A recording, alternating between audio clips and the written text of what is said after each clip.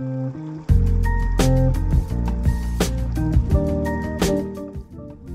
guys, nama gue Steve dari StarTech. Kembali lagi di channel isinya budget teknologi semua. So, di video kali ini kita bakal unboxing dan juga quick review HP yang harganya ini awet banget dari Xiaomi, yaitu Poco X3 NFC. Yap, ini guys kita bahas dulu harganya ya. Harganya malah lebih mahal dari Poco X3 Pro. Ya mungkin karena HP ini nggak ada masalah matot ya atau mati total. Tapi ya ini harganya kalian bisa beli. Gue beli yang varian 8GB RAM, internal storage 128GB. Itu tuh gue beli di harga 2,3 juta. Yap, mirip-mirip sama Poco X3 Pro itu harganya. Tapi speknya lebih rendah, mungkin ada hal yang bikin HP ini menarik ya. Karena di komen juga banyak banget gue lihat di komen video gue yang lain. Kalian nge-rekomen gue nge-review HP ini karena HP ini spesial. So ya, gue dulu pernah pakai HP ini juga. Dan gue bisa bilang ini HP yang price to performance-nya paling bagus pada zamannya. Kita lihat apakah di 2023 masih bisa bertahan. So, sambil kita unboxing, kita bahas dulu speknya. Oh ya, kalau misalkan mau beli HP ini, gue bakal taruh link di deskripsi juga ya. Untuk spek, ini HP pakai chipset Snapdragon 732G, fabrikasi 8 nanometer yang menurut gue masih sangat bagus banget untuk HP mid-range, apalagi entry level. Terus dia itu pakai layar 6,67 inci IPS, tapi dia sudah 120Hz display, high refresh rate, yang punya PPI 395, terus dia juga udah dibuat oleh Corning Gorilla Glass 5, nice. Ada NFC yang pastinya seperti di namanya. Terus juga dia udah dua speaker, masih ada phone jack, dan juga punya baterai sebesar 5160 mAh baterai yang bisa fast charging sampai 33 watt. Jadi ya mungkin itu yang bikin HP ini masih bagus banget ya. Pertama rilis kan kalau nggak salah HP ini tuh sekitar 4 jutaan ya. Gue lupa lagi harganya. Apa 3 jutaan? Gue bener-bener lupa lagi. Kalau misal kalian ingat bisa komen di bawah. Tapi kalau nggak salah harganya dulu 4 jutaan ya. Sekarang memang udah turun, tapi kakak-kakak lainnya atau keluarga dia lainnya kan lebih jatuh harganya ya, terutama Poco X3 Pro tuh. Itu Poco X3 Pro malahan kalian bisa dapat sekarang di harga 1,9 jutaan untuk Poco X3 Pro. Ya karena memang HP itu kan punya banyak masalah ya, terutama mati totalnya itu benar-benar annoying. Terus 855 juga menurut gue chipset yang biasa aja, masih lebih bagus 865.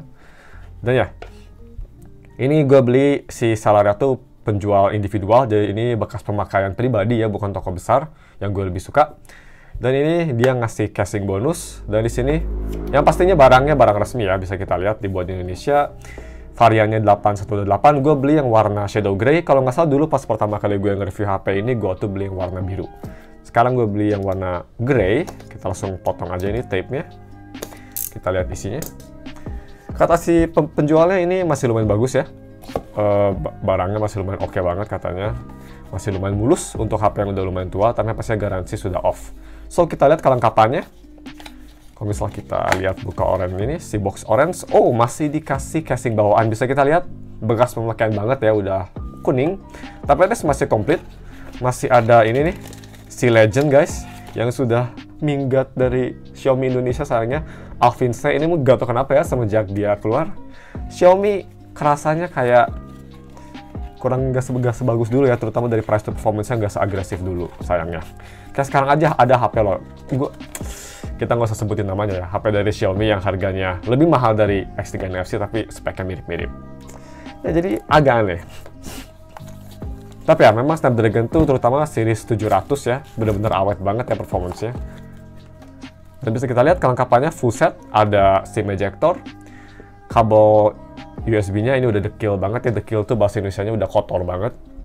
Dan juga charger brick-nya juga udah kotor ya, bekas pemakaian lah. Gue nggak bakal pakai ini ya pastinya, gue bakal pakai charger bawaan gue aja yang gue punya. So, kelengkapan full set banget, malahan masih ada ininya ya, si plastic bag sleeve-nya, nice. Sama dia sudah dikasih ini, carbon fiber skin di belakang, dan juga di depan dia sudah ngasih tempered glass. Tempered glass-nya cukup bagus ya guys, ini ngikutin si Poco X3 NFC, jadi memang untuk HP ini. Untuk skin belakang kita cabut aja ya, karena kita kan pengen ngeliat kemulusannya. So, kita coba aja skin belakangnya. Oh wow. Oh wow. Kita pinggirin dulu deh, kita repacking dulu aja. Fokusin ke HP-nya. Kita di belakangnya. Oke, ini untuk HP yang second ya. Masih mulus banget loh, memang ada scratch tuh kelihatan ya di daerah sininya ada kayak scratch halus, tapi overall ini masih mulus banget, lihat tuh guys, masih apik banget ini orangnya. Memang kata penjualnya dia itu selalu pakai casing, jadi kelihatan ya masih mulus bener. Keren-keren, dan ini kayaknya nggak pernah dibongkar kan? Yap, nggak pernah dibongkar, bisa kita lihat tuh sininya ya, bagian sini nggak ada bekas lem sama sekali, masih rapi, nice.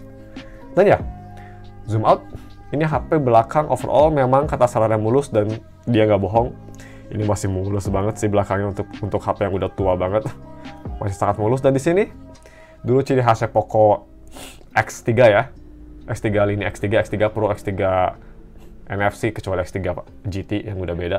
Dia tuh kameranya kayak gini nih, kayak apa ya ini, kayak controller Nintendo zaman dulu ya ini, 64. So ya, ini kameranya kuat kamera, tapi sih lebih tepatnya dua kamera, karena kamera ketiga dan keempatnya itu useless, hanya makro dan sensor, dan juga itu hanya 2 megapiksel. Tapi untuk kamera ke-1 dan keduanya ini lumayan oke. Main kamera 64 megapiksel dan kamera keduanya itu 13 megapiksel ultra wide. Nice. Dan untuk kamera depan kita switch, ini kamera depannya juga sangat bagus, 20 megapiksel, yang bisa nge-record sampai resolusi 1080p 30 fps. Nah, cek kemulusan samping, di sini bisa kita lihat kelihatan bekas dipakai casing ya. Ada kayak bercak gitu, masih normal banget. Di sini ada fingerprint yang buttonnya masih clicky, ini kayaknya apik banget loh orangnya. Di atas masih lumayan mulus, insane.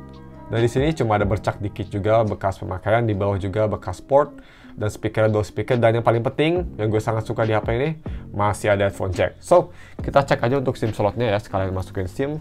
Kalau nggak salah ini kan triple slot deh ya, seingat gue. Jadi no problem. Oh, hybrid, salah. Tadi jadi 2 SIM, atau 1 SIM, 1 micro SD. Oke, cukup bagus lah, masih cukup bagus.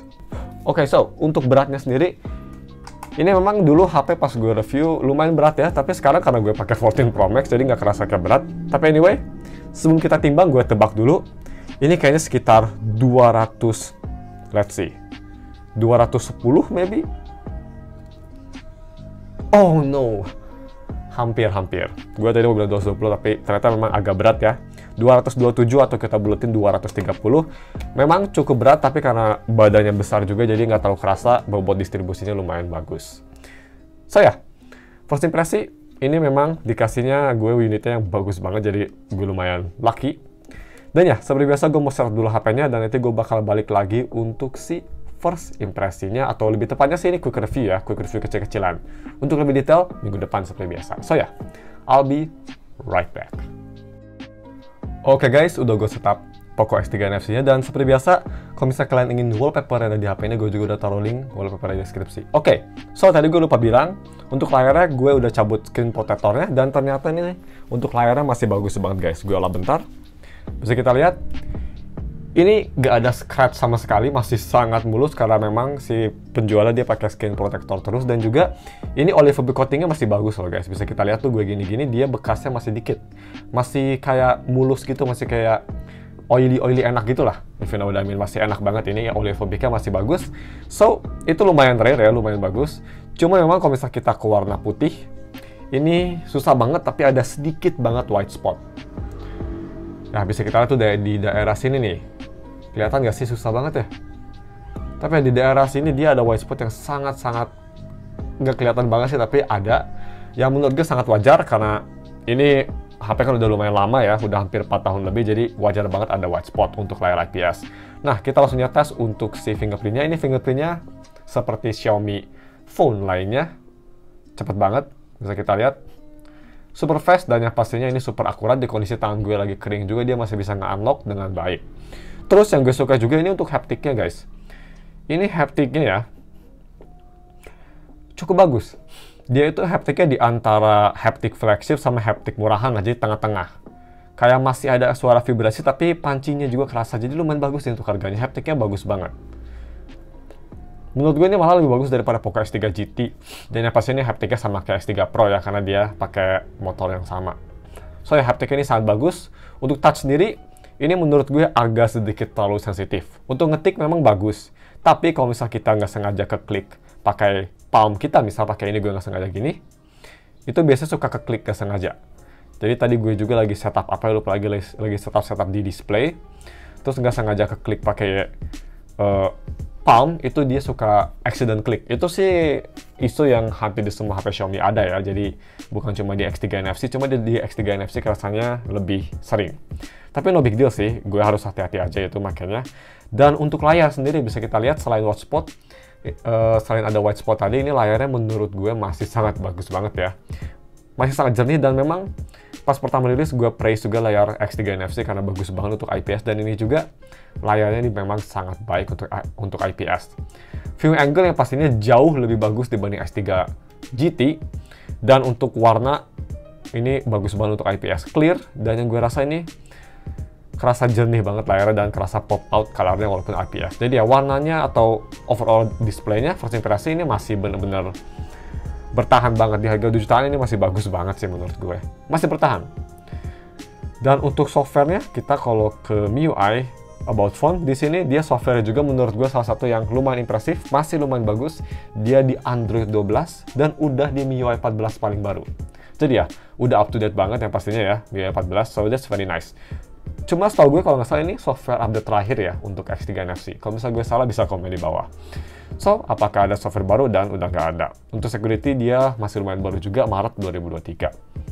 So far untuk saat ini pas gue nge-record video ini di bulan Juli, nggak ada masalah sih ya. Oke. Kita selanjutnya bahas untuk DRM infonya. Oh, gue hampir lupa install DRM info. So, sambil kita install DRM info, kita tes NFC dulu ya. Yang pasti NFC ada, seperti namanya Poco X3 NFC. Jadi yang pasti ini NFC ada, bisa kita lihat ada logonya. Kita coba tes di cek saldo, pakai SIM Bikini Bottom, lebih tepatnya ini flash ya, bukan SIM Bikini Bottom asli. Kita scan, oke, masih bisa nge-scan, bisa kita lihat, super cepat dan super akurat ya itu. Tahu 3000, waktunya ngisi sih ini. Anyway, untuk DRM info, kita balik lagi.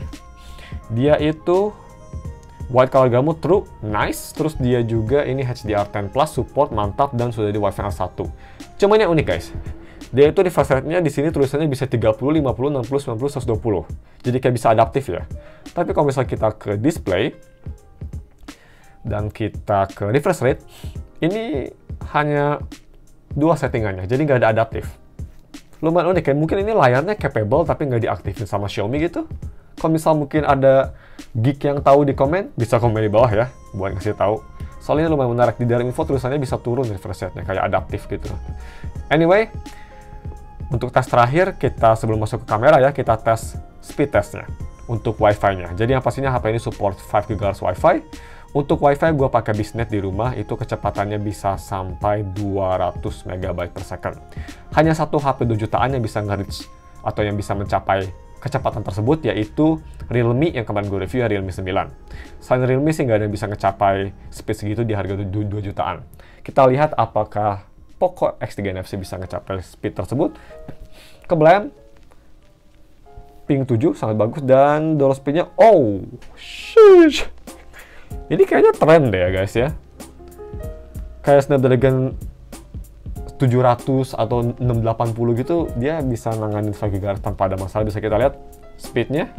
Untuk download, mantep banget dia, one to one sama LAN speed ya, 200 MB per second. Dan untuk uploadnya memang Realme 9 masih lebih bagus ya, di harga yang sama. Tapi ini one of the best loh untuk 5 GHz speed test Wi-Fi. So ya, nice. Snapdragon 7 series itu memang mantap banget ya. Gue nggak sabar sih nanti nge-review Poco F5 yang udah pakai 7 Gen 2, kita lihat itu nanti. Anyway, yang terakhir kita tes saja untuk kameranya. Ini memang salah satu faktor yang gue penasaran apakah HP ini masih bisa bertahan ya. Kita matiin AI, HDR kita auto aja. So, pertama kita foto Bikini Bottom license. Di sini sih kelihatannya fotonya flat ya, ngingetin gue sama Apple. So, 1, 2, 3, dan kerasanya ini kayak anget banget fotonya. Bam. Next, untuk ultrawide. Ultrawide fotonya ini kerasa lebih cool. Jadi memang temperatur warnanya di mana zaman 2018-19 HP ini memang agak kurang peduli ya, temperatur warna wide sama ultrawide masih agak beda. Anyway, ini dia 1, 2, 3.